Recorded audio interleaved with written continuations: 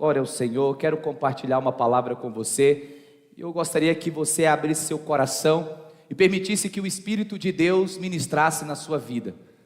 Nós precisamos desfrutar de um ambiente onde o Espírito de Deus tem liberdade na nossa vida. Porque se não há um ambiente de liberdade do Espírito Santo, o culto apenas acaba sendo uma reunião natural e comum. E nós não queremos isso, nós queremos ver a vida de Deus fluindo. O Senhor Jesus falou para aquela mulher samaritana que se ela cresce, o rio de água viva iria fluir no seu interior.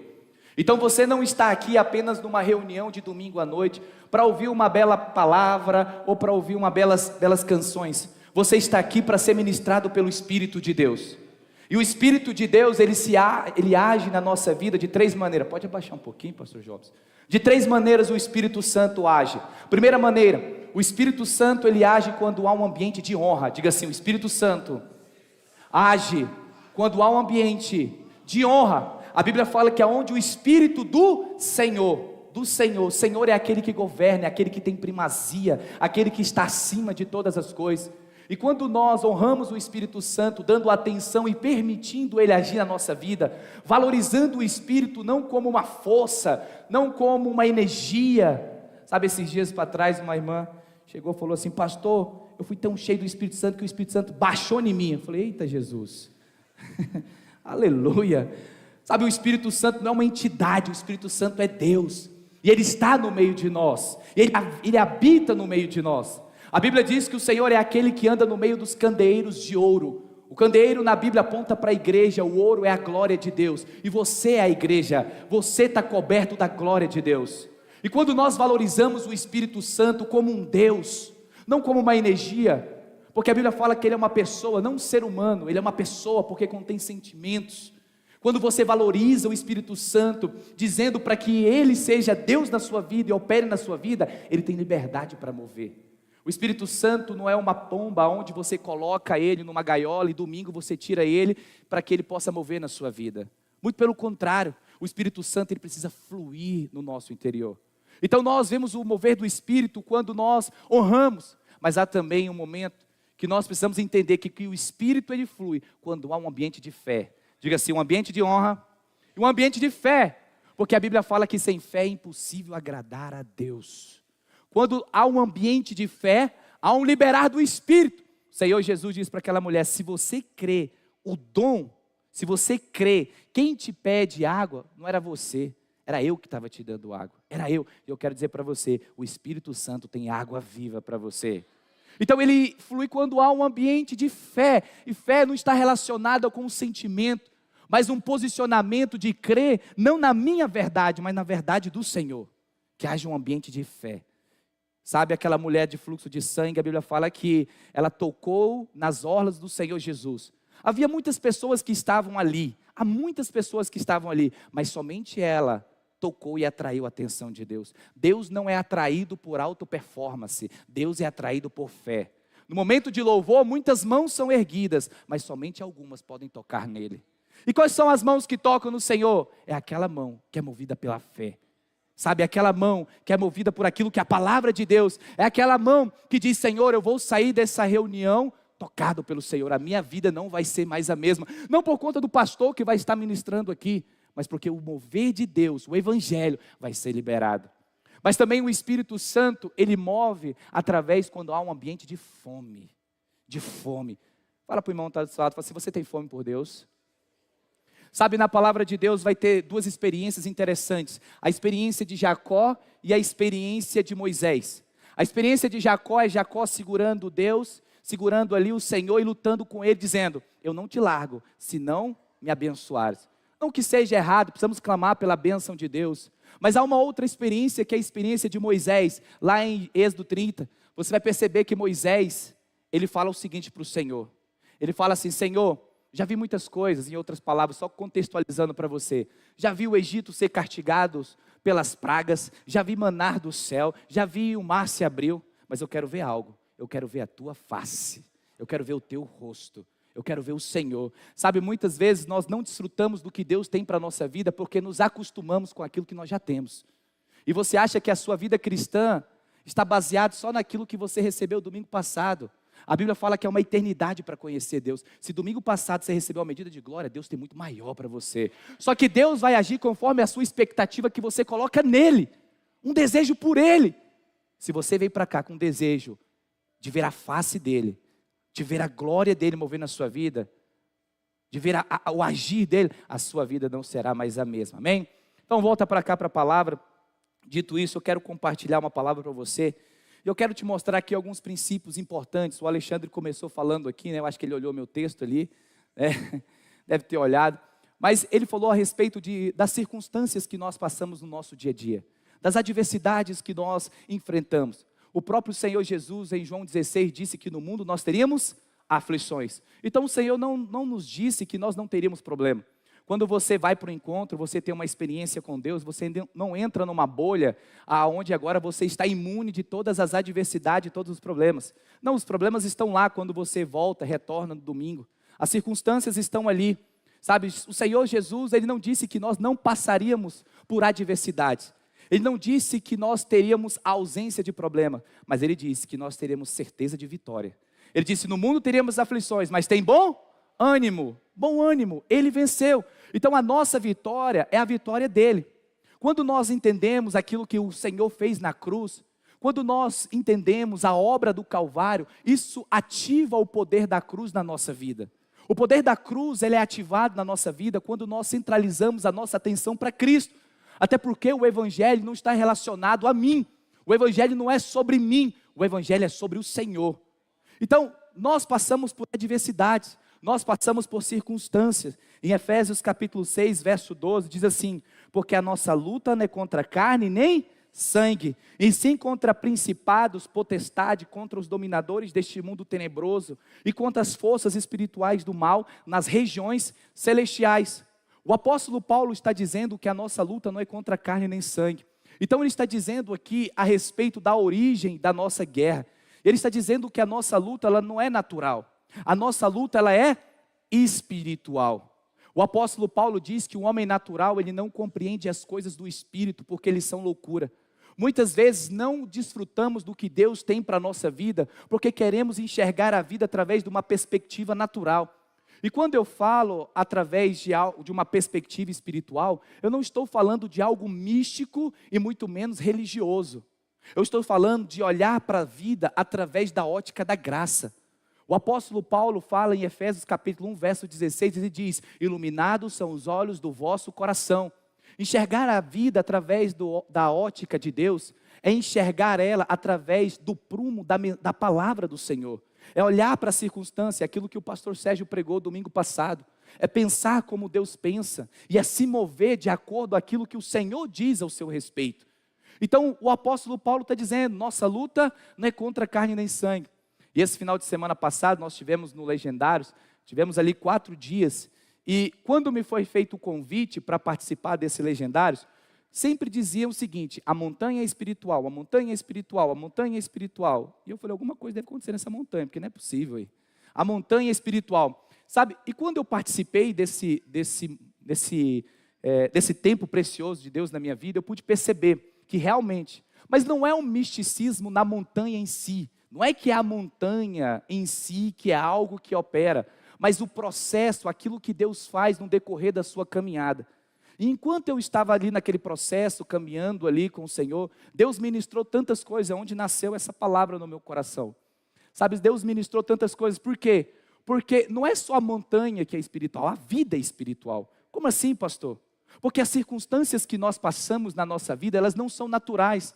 A Bíblia diz que todas as coisas cooperam para o bem daqueles que amam a Deus. Todas as circunstâncias que nós passamos, desde sejam positivas ou negativas, é um bisturi do Senhor para transformar você para a expressão da imagem dEle. Agora, isso está relacionado à forma que você vê, à maneira que você olha. Então eu sempre compartilho com os irmãos que existem 3 tipos de pessoas, o homem natural, o almático e o espiritual. O que é o homem natural? Ele só consegue enxergar o homem. Tudo que acontece na vida dele, ele só enxerga o homem. Ele enxerga o pastor, ele enxerga o líder, ele enxerga o patrão, ele enxerga o funcionário. Tudo na vida dele, a consequência é uma atitude errada do outro. Ele só consegue enxergar o outro. Mas há um que é um pouquinho melhor, que é o diabo. É aquele que só enxerga o diabo. Tudo ele enxerga o diabo. foi o diabo que colocou isso. Ele é um pouquinho melhor, mas ainda não é aonde Deus deseja que ele chegue. Não, isso aqui aconteceu porque é o diabo. Ainda que fosse, ainda que olhe, mas o diabo nunca pode ser o centro. Cristo tem que ser o centro. Então o homem almático sempre ele vê o diabo. Foi o diabo que colocou essa pedra aqui, foi o diabo que colocou isso aqui, foi o diabo, tudo é o diabo. Mas o homem espiritual, tudo ele enxerga Deus. Tudo ele vê Deus. Por mais que a situação e a terra seja sem forma e vazia, ele está olhando e vendo, Deus está trabalhando para algo grandioso acontecer na minha vida. Então, o processo de Deus e a transformação de Deus na nossa vida está relacionado à maneira que você enxerga. Como que você enxerga as circunstâncias que você passa?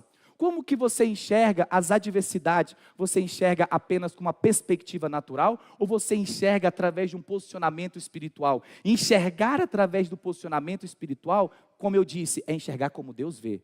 É ver como Deus vê. Por exemplo, esse problema que você está passando hoje, não precisa falar, mas você sabe qual é. Como que você enxerga ele? Qual que é a maneira que você enxerga ele? Você enxerga ele apenas na esfera natural, retribuindo isso ao homem, almático, retribuindo ao diabo, ou a Deus, crendo que Deus está querendo levar você para um novo nível, que Deus está transformando e levando você a um amadurecimento, porque maturidade espiritual não está relacionado com tanto que você conhece de Bíblia, porque nós sabemos que tem irmãos que conhecem muito de Bíblia, de Gênesis e Apocalipse, mas não sabem lidar com a circunstância do dia a dia, não tem a inteligência espiritual para lidar quando a tempestade bate da sua porta. Jesus repreendeu uma tempestade, por quê? Porque havia maturidade, consistência, inteligência espiritual, maturidade espiritual está relacionado em dar a resposta certa no meio do furacão.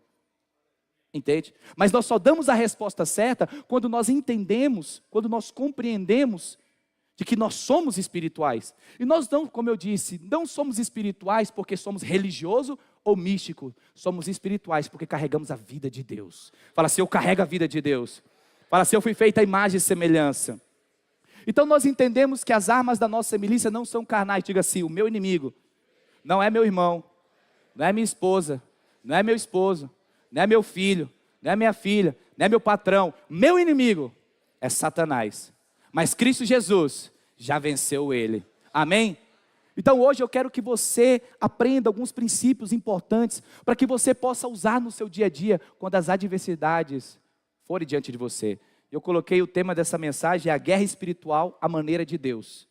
Ou seja, guerra espiritual na perspectiva da nova aliança. Você faz parte de uma nova aliança. Você era alguém antes, agora você é alguém totalmente mudado depois da cruz. Antes da cruz, nós estávamos mortos. Depois da cruz, nós recebemos vida e vida em abundância. Amém? Então, olha só.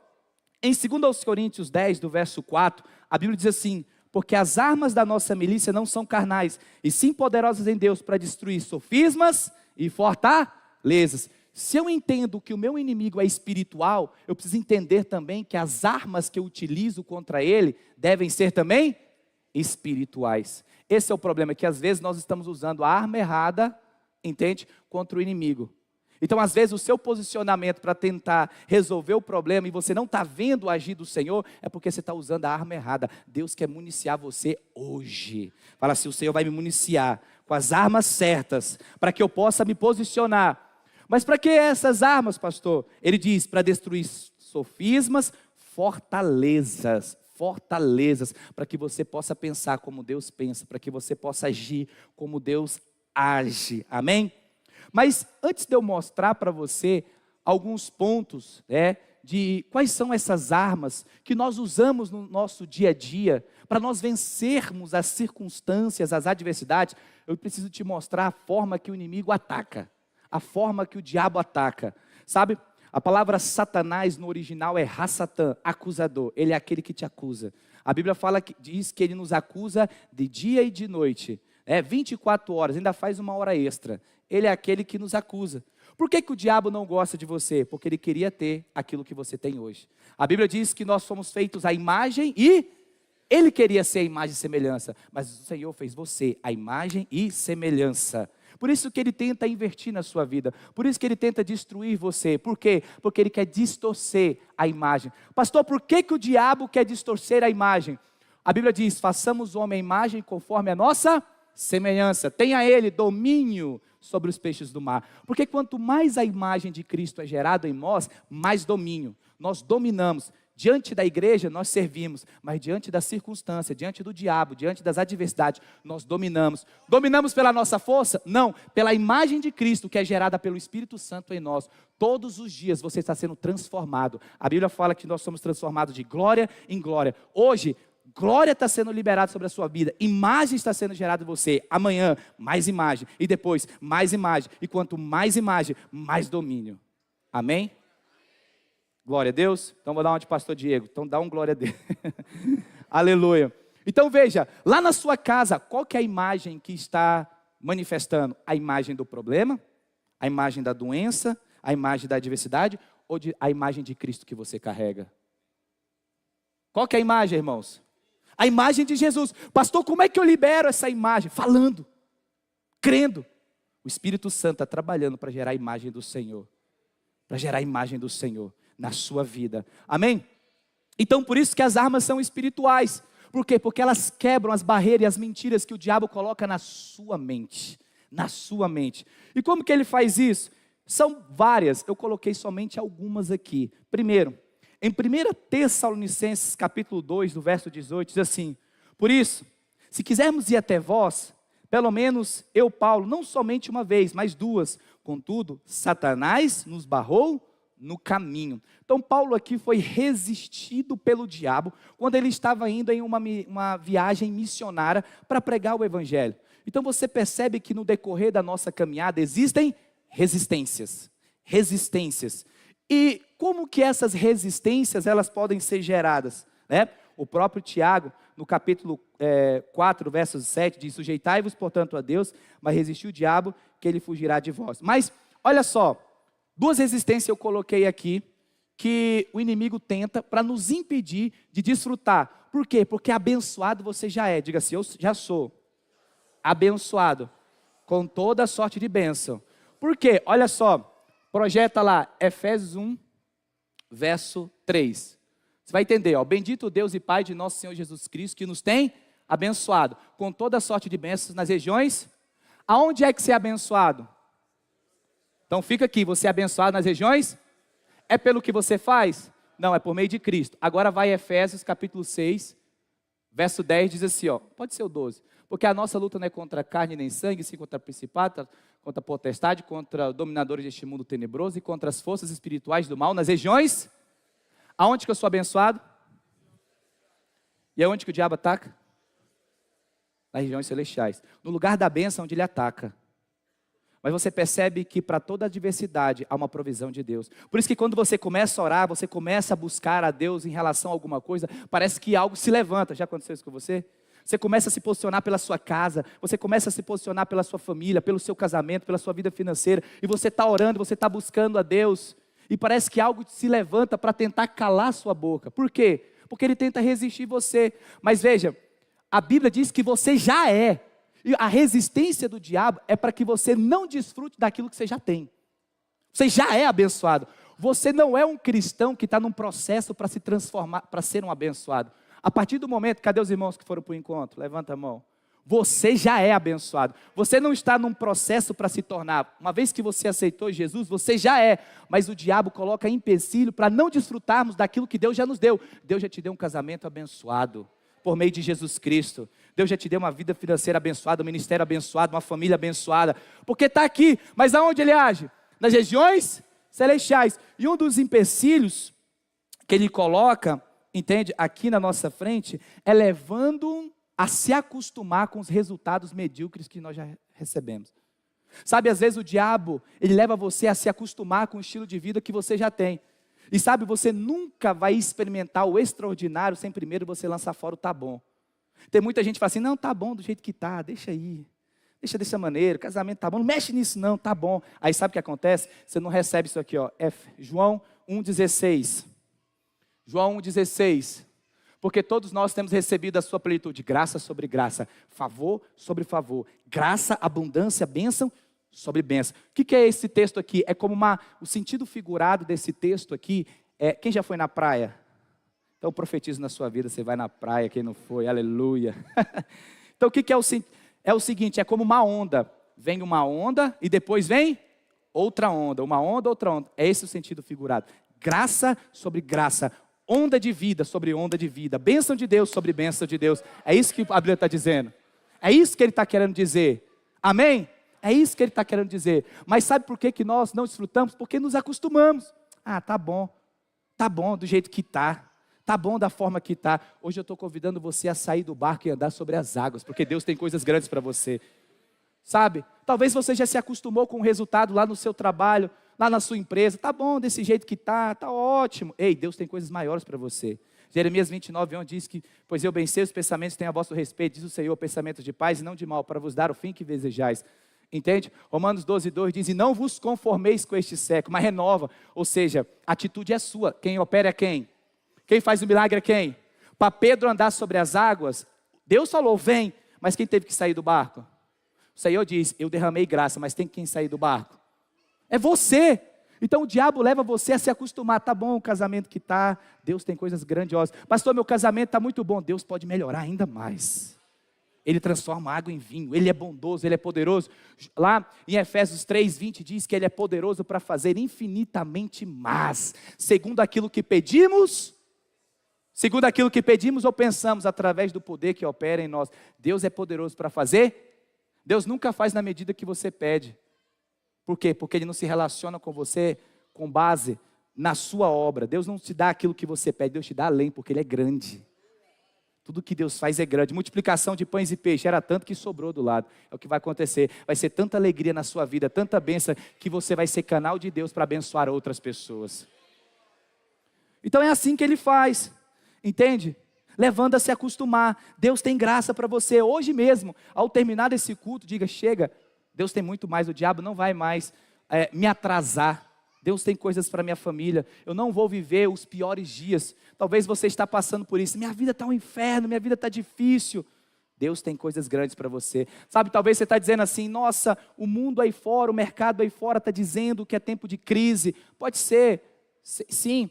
Mas Colossenses 1:13 diz que o Senhor te tirou das trevas e te colocou no reino do Filho do seu amor. Por qual reino você vive? Por qual reino você está? Você é respaldado por qual reino?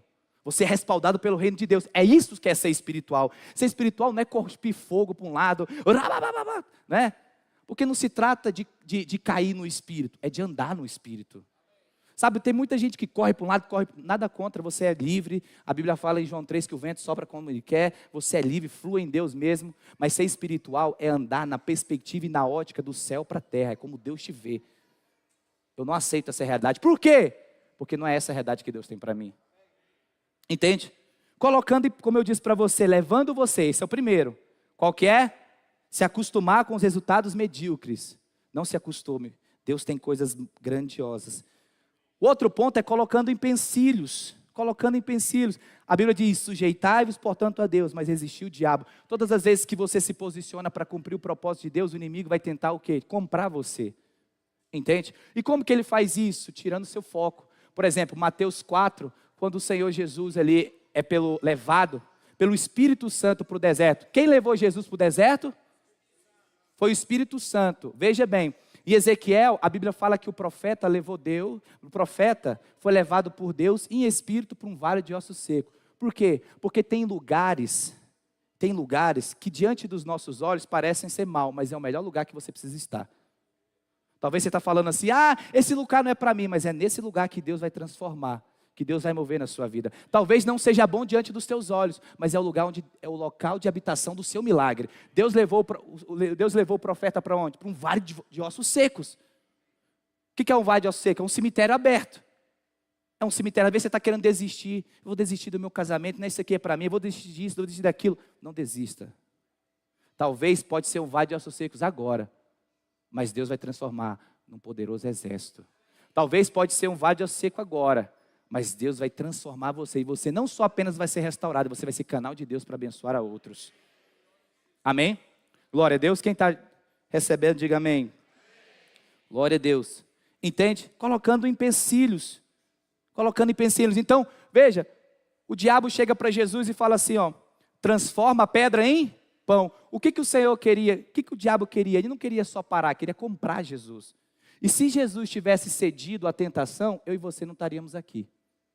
Se Jesus não tivesse cedido à tentação, eu e você não estaríamos aqui. Por quê? Porque o foco do diabo não é só parar você, é parar o mover que está atrás de você. Porque se ele para você, ele para a sua família. Se ele para você, ele para aquilo que Deus vai fazer através de você. Então pense bem antes de desistir, antes de retroceder, antes de chutar o pau da barraca, como diz aí fora. Entende? Não permita. Porque antes dele parar você, ele para os sonhos, o projeto, as coisas de Deus. Quantas coisas o Senhor, ele poderia ter feito na sua vida. E eu não falo isso debaixo de condenação, não quero condenar você não.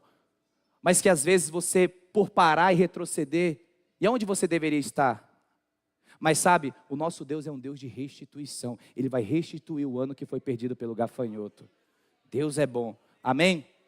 Outro ponto aqui que o diabo trabalha para tentar nos parar é nos engrandecendo. Engrandecendo. Então, se você for olhar lá na história da igreja do 2º século, você vai ver a perseguição da igreja, os mártires acontecendo. Havia um homem de Deus chamado Tertuliano, que ele diz uma frase: o sangue dos mártires fazia a igreja crescer. Quanto mais matavam cristãos, mais a igreja crescia. E vendo o diabo que ele não estava conseguindo nada, o que ele fez? Ele entrou para dentro, trazendo o sincretismo religioso, aonde a idolatria entrou. Entende? Começou a engrandecer aos homens. Isso aconteceu do 4º século para frente, com Constantino. Mas olha só, esse é um trabalho do inimigo. E como que ele faz esse engrandecimento? Para ilustrar melhor, na Bíblia tem um homem chamado Elias. E o que Elias? Elias era um profeta do Antigo Testamento. Um homem de Deus, cheio do Senhor, viu grandes milagres. Mas teve um momento que Elias está dentro de uma caverna, porque ele havia sido confrontado por uma mulher. Ele havia sido confrontado e ele estava pedindo a morte. E ele chega para Deus e ele fala: Senhor, olha só restou eu de profeta. Só tem eu de profeta nessa cidade. Em outras palavras, só tem eu de líder aqui nessa igreja, Só tem eu de discipulador aqui. Só tem eu de pastor aqui. Só eu que trago provisão para essa casa. Só eu de funcionário nessa empresa. Olha o eu. E Deus falou o que para ele? Não, ainda tem 7.000. 7.000. Sabe quando o diabo ele tenta nos parar? Quando ele tira o seu foco de Cristo e coloca em você. E você acha que a obra gira em torno de você e não de Cristo. Só tem eu aqui. Só eu aqui. É o princípio do eu. Só eu. Sou muito bom. Não dou conta. Sabe o que tem matado muitos crentes? Não é nem grande a perseguição, mas é o holofote. Entende? A glória não é sua, a glória é dele. Tira a glória de você e coloca nele. Pois é teu reino, o poder e a glória. Uma das formas que o diabo trabalha é levar você até a glória. E achar que as coisas acontecem por conta de você. Não acontece por conta de você, acontece por conta dele. E aí quando você age dessa maneira, o vaso que é você não libera o perfume que é Cristo. Por exemplo, lembra da mulher do vaso? Quando quebrou o vaso, o que aconteceu? Saiu o perfume, certo? Saiu o perfume. Então aquilo que era valioso era o que estava dentro do vaso. Não era o vaso em si. O seu valor não é pela sua aparência, mas é pelo Espírito que habita em você. Mas esse Espírito ele só flui quando você se aquebranta. O aquebrantamento é o poder de Deus sendo operado pelo mover da cruz. Por exemplo, Gálatas 2:20 diz: já não vivo mais eu, mas Cristo vive em mim. A pergunta que eu te faço: quem vive em você? É você ou é Cristo? Eu vou desistir. Quem está desistindo? É você ou é Cristo? É você ou é Cristo? Avalie. Eu não vou perdoar. É você ou é Cristo? Quem que está vivendo em você? Aquebrantamento é permitir que Cristo mova em você. Em Efésios 2, o apóstolo Paulo diz assim: eu oro para que Cristo habite em vós. Mas Paulo está orando para uma igreja. Espera aí, Cristo não habitava neles? Por que ele está orando para que Cristo habite em nós? Porque no grego ali é Cristo mova em você. Paulo estava orando para que Cristo tivesse liberdade para mover. E a pergunta é: Cristo tem liberdade para vir na sua vida? Quem que direciona você? Salmos 23 diz: o Senhor é meu pastor e nada me... Antes dele ser pastor, porque todo mundo gosta do pastor, não é? Que supre. Mas antes de ser pastor, ele precisa ser Senhor. E Senhor é aquele que governa. O perfume só é liberado dentro quando Cristo governa. E Cristo só governa quando eu me submeto. Quando eu me coloco. em Mateus, no capítulo 4, do verso 9 em diante, quando o Senhor está naquele impasse ali com Satanás, entende? E o que o diabo falou assim, ó, tudo te dou, se prostrado, me adorar. Prostrar. Prostrar o quê? Prostrar a Ele. Entende? O que é adoração? Se prostrar ao Senhor. O que é se prostrar? Se submeter ao senhorio dEle na minha vida. Aquela mulher quebrou o vaso e a vida de Deus fluiu. Você vai ver a vida de Deus quando você parar de olhar para você e começar a olhar para Cristo. Para de achar que é você. Não tem nada a ver com você. Tem tudo a ver com Ele. Em João 3 diz, para que eu diminua e Ele cresça. E eu te digo que você morra e Cristo viva. Amém? Outro ponto desse de agradecimento é tirando os olhos de nós. Como Elias. O Elias estava com o olho para ele. Tudo tem a ver comigo. Olha só, eu não mereço passar por isso. Erraram comigo. Ok. Entende? Mas tira os seus olhos de você. O justo não precisa se justificar. É Cristo que te justifica. Você tem um advogado. Ele cuida de você. Podem ter errado com você. Mas deixa que Ele defenda você. Entende? Sempre crítico e nunca tem solução. Essa é uma das formas. O homem natural não entende as coisas do Espírito. Por isso que ele critica. Entende? Mas o homem espiritual, ele libera a vida. Entende? Então, dito isso, uma das formas, como eu disse para você, de como o diabo trabalha, nós já estamos quase terminando, né? Então, ora para parar o tempo aí. Entende? Então, vamos lá. Quais são, então, os princípios que nós precisamos nos posicionar? Os princípios quando as adversidades baterem na nossa porta. Mateus capítulo 7, verso 24. Mateus 7, 24 diz assim: todo aquele, pois, que ouve estas minhas palavras e as pratica, será comparado a um homem prudente, que edificou a sua casa sobre a rocha. A rocha aqui é a palavra. O Senhor Jesus diz que o homem prudente é aquele que edifica a sua casa sobre a palavra. Então veja só, a primeira coisa, ou primeira chave espiritual para nós colocarmos no nosso dia a dia, para vencermos a circunstância ou se apropriar daquilo que Deus tem para nós, é que nós precisamos aprender a permanecer na verdade. Diga assim, eu preciso permanecer na verdade. Em João 15, do verso 5, diz assim: eu sou a videira, vós sois o ramo. Quem permanecer em mim e eu nele, esse dá muito fruto, porque sem mim nada poder fazer. A palavra grega aqui para permanecer é meno, que traduzindo para o português é residir, habitar. Então veja bem, aqueles que vencem as circunstâncias são aqueles que habitam na palavra de Deus. Habitam na verdade do que o Senhor diz a seu respeito. Por quê? Porque o diabo, todos os dias ele vai colocar ali, ou melhor, todos os dias você tem que tomar uma atitude, escolher qual verdade você vai andar. Se é a verdade da árvore do conhecimento do bem e do mal, ou se é a verdade da árvore da vida. Todos os dias você tem que tomar uma atitude, uma decisão, sobre qual verdade eu vou andar. Eu vou andar por aquilo que os meus olhos estão enxergando, ou vou andar por aquilo que é da ótica do Senhor? Porque o apóstolo Paulo disse que o que os meus olhos naturais veem são passageiros, mas o que os meus olhos naturais não veem são eternos. São eternos. Todos os dias você tem que tomar uma atitude. Peraí, eu vou crer no quê? Eu vou crer. Há um tempo atrás, já tem muito tempo, veio uma pastora, ministrou aqui, né? E ela pegou um jornal e ela pegou uma Bíblia. E ela leu uma notícia do jornal e leu a notícia da mesma coisa que estava passando ali no jornal. Ela leu na Bíblia, mas numa outra forma, de uma outra maneira, entende? E ela falou, está aqui duas verdades. Qual que vocês vão ficar? Está aí, duas verdades. Você tem a verdade que está na palavra de Deus, mas você também tem a verdade do fato. O fato é passageiro, mas a verdade do Senhor é eterna. Pois a Bíblia diz, nem só de pão viverás o homem, mas de toda palavra que procede. O que Deus diz sobre a sua vida? Então veja, nós precisamos habitar, permanecer. Não é passar um tempo, não é só vir aqui no culto e declarar a palavra ou numa vigília, mas é todos os dias, se mudar para lá, ter os seus pés firmes. Quando o povo de Israel foi para o deserto, o Senhor diz, eu te levei para o deserto, para quê? Para te humilhar, entende? Para te provar. Ele diz também para provar, para mostrar aonde vocês estão estabelecidos. Em Tiago capítulo 1, verso 2 diz, bem-aventurado por passar por várias tribulações. que se alegra por passar por adversidades aqui? Particularmente eu não me alegro. Alegra é compensa, amém? Mas por que ele diz que nós precisamos nos alegrar por passar por tribulação? É porque na tribulação a fé sai da teoria e vem para a prática. Tem muita gente que tem uma fé teórica, mas não tem uma fé prática. A fé prática é aquela que está habitada na palavra. Que seja a sua fé prática. Conheço gente que dá aula de fé. Dá aula de fé, dos princípios de fé. Mas isso não pressiona Deus, não.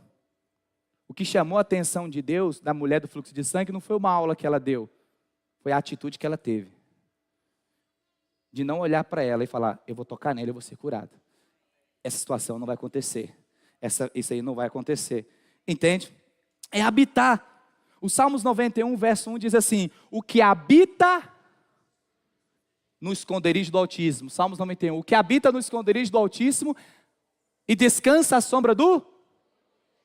Veja, é o salmo da proteção. Mas quem são aqueles que são protegidos? São aqueles que habitam. Habitar é permanecer. É nessa verdade que eu estou. É aqui que eu faço. Entende? É aqui que eu estou. Então veja, o diabo quer tirar você desse lugar de segurança. Como que ele faz isso? Mateus 4:3. Então o tentador aproximou e disse, se és o filho de Deus, manda que as pedras transformem em pão. Como que o diabo trabalha? Para te tirar você da verdade, gerando dúvida. Se és o filho de Deus, olha a dúvida, se és o filho de Deus, sabe como é que o diabo te tira da verdade? Gerando dúvida. Espera aí, estou orando, estou buscando, por que não está acontecendo isso? Você está no culto, você está na cela, está fazendo até o cursão, por que sua vida está desse jeito? Olha a dúvida. O diabo sempre vai levar você a duvidar daquilo que você já tem. Sempre vai levar a duvidar. Então quando ele levar você a duvidar de alguma coisa, é porque você já tem aquilo. Mas você precisa de fé. Eu já sou abençoado aonde? A graça, a Bíblia fala que a salvação é pela graça mediante a fé. Graça é favor imerecido, mas a fé é se apropriar, precisa ter a fé. E o que é a fé? É tomar posse. É meu. Deus já me deu. E o que o Senhor espera? Que você tome posse. Que você se aproprie. Que você diga, que você fale. Mas o diabo quer levar você a ter dúvida. Outra coisa, Juízes 16:4. Depois disso aconteceu que se afeiçoou a mulher do vale de Soreque, o qual se chamava Dalila, que é Sansão. Sansão era um nazireu. Nazireu era alguém que era separado desde pequeno. Não poderia passar navalha sobre o seu cabelo, não era dado ao vinho. Era alguém que era consagrado por Deus, né? E a Bíblia fala que ele se encantou por uma mulher chamada Dalila. E quando ele se encanta com essa mulher, ele se distraiu. E aí, a distração levou Sansão, olha só, levou Sansão a estar distraído em relação ao seu chamado. Ele era separado por Deus. Ele era separado. Quando o diabo distrai você, ele leva você a não ter compreensão de quem você é em Deus. E aí você fica desesperado. Meu Deus, e agora? Mas você se esqueceu que João 1,12 diz que você é filho. O trabalho do diabo é levar você a se esquecer de quem você é. Entende? E ele gera, por isso que ele traz, ele usa das crises. Leva você para o foco. Entende? Tirar você do foco. Então Sansão ficou distraído. E quando ele distraiu, ele se esqueceu de quem ele era. Fala para o irmão que está do seu lado, fala assim, quem é você? Fala assim, quem é você? Sansão distraiu, peraí, eu sou nazireu, eu sou chamado por Deus, eu sou homem de Deus, eu carrego o Espírito Santo, mas ele estava distraído. Entende? Tem muitos aqui que o Senhor chamou. Deus chamou você para algo grande. Deus chamou você para coisas grandes. Mas você tem permitido ser distraído por coisas externas. Não se distraia, Deus quer alinhar o seu foco hoje. Amém? Em 1 Coríntios 15, do verso 56, diz assim, o aguilhão da morte é o pecado, e a força do pecado é a lei. Outra maneira que o diabo, outra forma aqui que ele nos tira da verdade é através da lei. A lei, a Bíblia diz que é a força do pecado. A lei, ela é santa, como diz em Romanos 7, ela é santa, ela é boa, ela é eterna. O problema é quando ela entra em contato da sua carne, quando você quer andar com base nela, quando você quer merecer aquilo que Deus já te deu de graça. A lei tem 2 pontos importantes, quando foi dada lá em Êxodo 20. A lei foi dada para mostrar o alto padrão de Deus, tanto que Deus é grandioso, poderoso, santo, santo, santo. Ele é santo 3 vezes. 3 na Bíblia é algo pleno. Deus é plenamente santo, plenamente completo. Então a lei foi dada com essa finalidade. A lei não foi dada para ser obedecida. A lei foi dada, o segundo ponto, para que o homem, quando enxergasse ela, pudesse dizer: Senhor, eu não dou conta. Eu não dou conta, Senhor. Eu não dou conta. Entende? A lei foi dada para que o homem pudesse clamar por um Salvador. Pudesse clamar, não para que o homem pudesse ser justificado por ela. Porque ninguém pode se apresentar diante de Deus com base na sua força. Por isso nós precisamos do sangue do Senhor Jesus. Amém? Então veja bem, nós precisamos, não adianta apenas falar, você tem que se mudar. Muda seu endereço hoje. Pega a sua vida e coloca naquilo que a palavra de Deus diz. Se muda hoje. Se muda, eu vou me mudar dessa situação. Essa situação não me define. Eu vou descobrir na palavra. A Bíblia fala que o povo perece porque lhe falta o conhecimento. Se muda hoje. Hoje eu estou abandonando aquela vida velha. Estou habitando naquilo que Deus diz. E aqui eu vou viver. Pastor, como é que eu faço isso de maneira prática? 2 Coríntios 4,13. Eu criei, por isso falei. Fala não o que você está vendo, fala o que você quer ver. Mas fale baseado naquilo que a palavra de Deus diz. Fala naquilo que a palavra de Deus diz. Outro, 1 João 4, verso 17, diz: nisto em nós é aperfeiçoado o amor, para que no dia do juízo mantenhamos confianças, pois segundo Ele é. A Bíblia não está dizendo segundo Ele vai ser ou segundo Ele foi, é segundo Ele é. Como que Cristo é? Diga assim: Cristo é vitorioso. É assim que Deus te vê, é assim que o Senhor te vê. No Antigo Testamento havia o sumo sacerdote. E esse sumo sacerdote, ele tinha uma estola sacerdotal, onde ele carregava alguns pontos aqui específicos que representavam Cristo. E uma delas, ele carregava um boné, um chapéu, entende? E na testa estava escrito assim: santidade ao Senhor. Santidade ao Senhor. Significa o quê? Que Deus não avalia você com base no seu pensamento, mas no pensamento dele. Deus te vê santo. E a palavra santo é separado. Diga assim: eu sou separado. Você não é separado do mundo, você é separado para Deus. É assim que Deus vê. Deus não avalia você com base no seu pensamento. Deus avalia você com base no pensamento de Cristo. Por isso que no sacerdote havia santidade ao Senhor. E a Bíblia diz que o nosso Senhor é o sumo sacerdote. Amém? É assim. Você precisa se ver como Deus te vê. Fala: Deus me vê abençoado. E Hebreus 10, 12 diz assim: Jesus, porém, tendo oferecido para sempre o único sacrifício pelos pecados, assentou-se à destra de Deus, aguardando daí em diante até que os inimigos sejam postos nos estrados dos nossos pés. Presta atenção, eu disse que assim como Cristo é, nós, não é como Ele vai ser, assim como Ele é. E como que Ele é? Efésios diz que Ele está assentado. Diga assim: Jesus está assentado. Por que Jesus está assentado? Porque Ele finalizou a obra. Mas eu vou ler esse texto de novo. Jesus, porém, tendo oferecido para sempre o único sacrifício pelos nossos pecados, assentou-se à destra de Deus. Então Jesus concluiu a obra. O que Ele está fazendo? Está assentado. Agora o que está sendo feito? Vai. Aguardando daí em diante até que os seus inimigos sejam postos por estrado diante dos seus pés. Efésios diz que eu estou assentado com Cristo. Diga: eu estou assentado com Cristo. Cristo conquistou, Cristo finalizou, então Ele se assentou. E o que Ele está fazendo? Ele está colocando as adversidades debaixo dos pés. O problema que você está passando, Cristo já se assentou sobre ele. Como que Deus te vê? Diga: Deus me vê sobressaindo sobre o problema, sobre a adversidade. Diga assim: eu lidero, eu governo, assentado com Ele nas regiões celestiais. Diga glória a Deus. Aleluia. Hebreus capítulo 10, do verso 20 ao 23. Olha o que a Bíblia diz. Pelo novo e vivo... Hebreus 10. Isso, está certo. Pelo novo e vivo caminho que Ele nos consagrou. Põe o verso 19. Tendo, pois, irmãos, a interpretez para entrar no Santo dos Santos, pelo sangue de Jesus. Aí ele diz: pelo novo e vivo caminho que Ele nos consagrou pelo véu. Preste atenção, eu vou fechar aqui.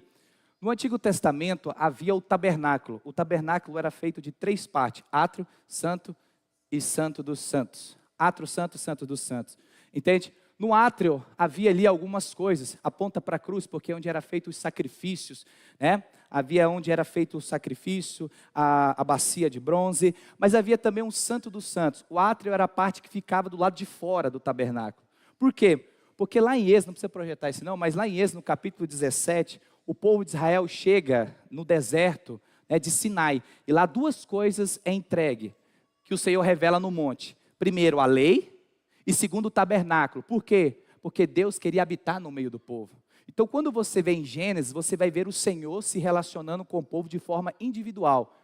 Mas em Êxodo, o Senhor quer se relacionar com o seu povo. Ele constitui uma nação. Deus não é um Deus longe, Deus é um Deus perto, Ele habita dentro de você. Você é o tabernáculo de Deus, porque você é casa do Senhor. Deus habita em você, Deus mora em você. Amém?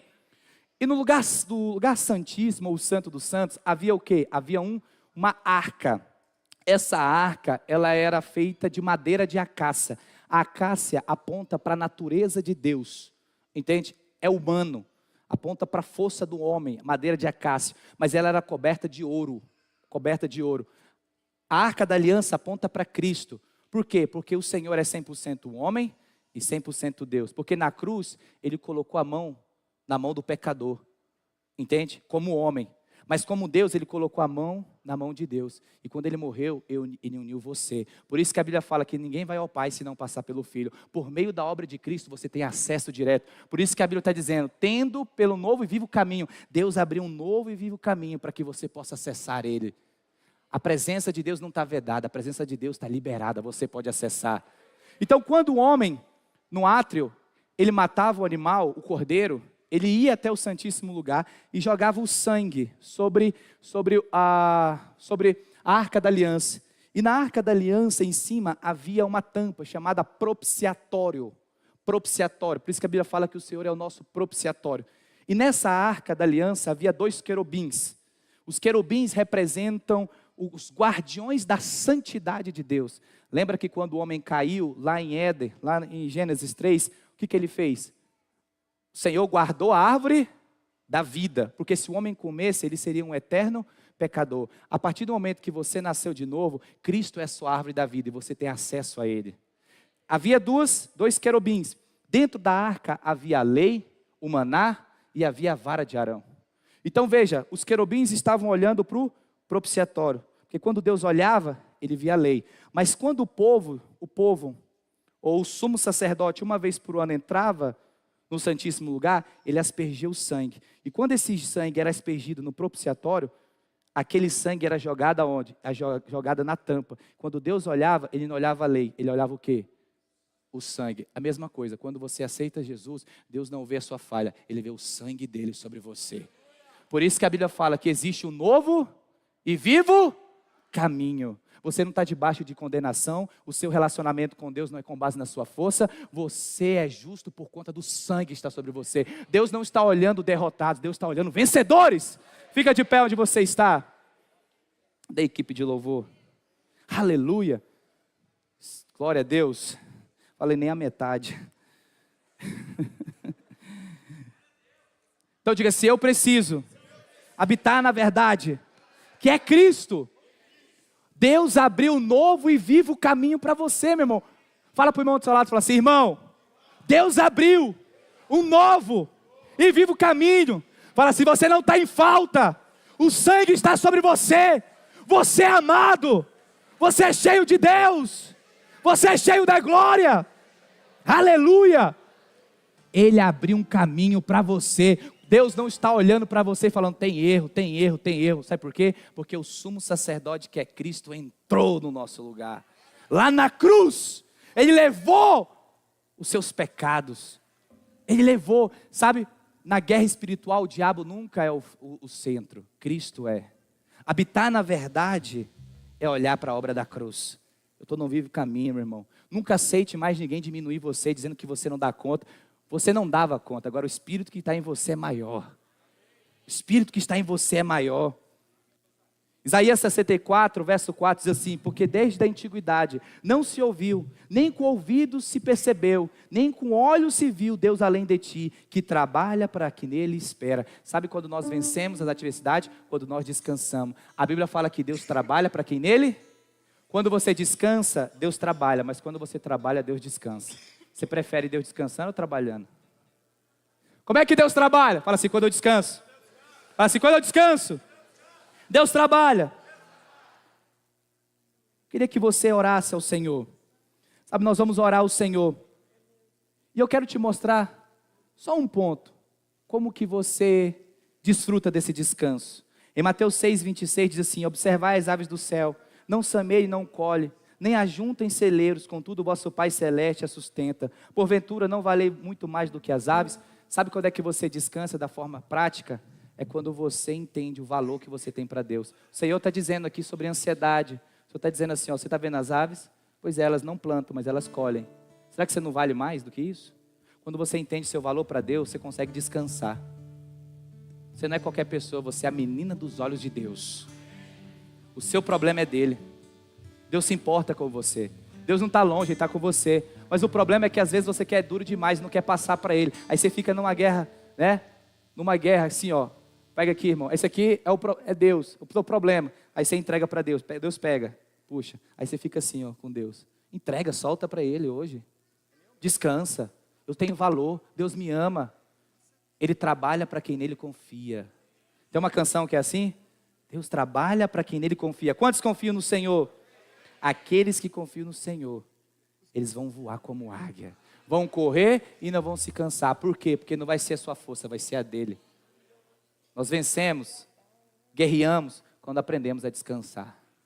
Senhor, não é meu, transfiro para você. Eram 5 pães e 2 peixes na mão dos discípulos, mas quando foi para a mão de Deus, alimentou uma grande multidão. Talvez o seu problema é porque tem uma falta, é 5 pães e 2 peixes. Você já experimentou passar para a mão daquele que pode multiplicar? Mas é descansar e não é amanhã tomar de volta não. É descansar e crer. Mas lembre-se, Deus não vai fazer da sua maneira, é da maneira dele. É da maneira dele, é da forma dele. Mas sabe de uma coisa? Ele é poderoso. Deus faz, Ele fez no passado, presente e vai continuar fazendo. Ele faz na sua vida, Ele é poderoso para fazer. Deus quer operar na sua vida. Feche seus olhos, comece a orar agora. Comece a orar pela sua casa, pela sua família. Comece a buscar ao Senhor.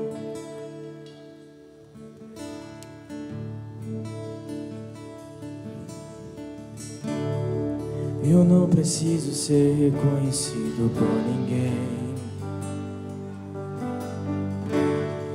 A minha glória é fazer com que conheçam a Ti.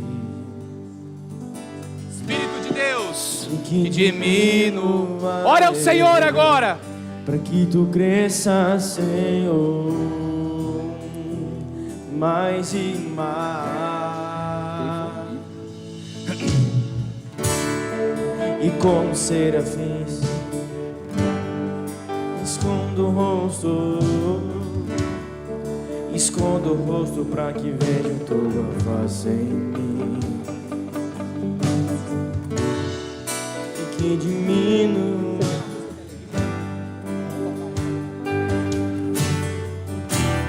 mais e mais, mais e mais. E no santo dos santos a fumaça me esconde, só Teus olhos me veem.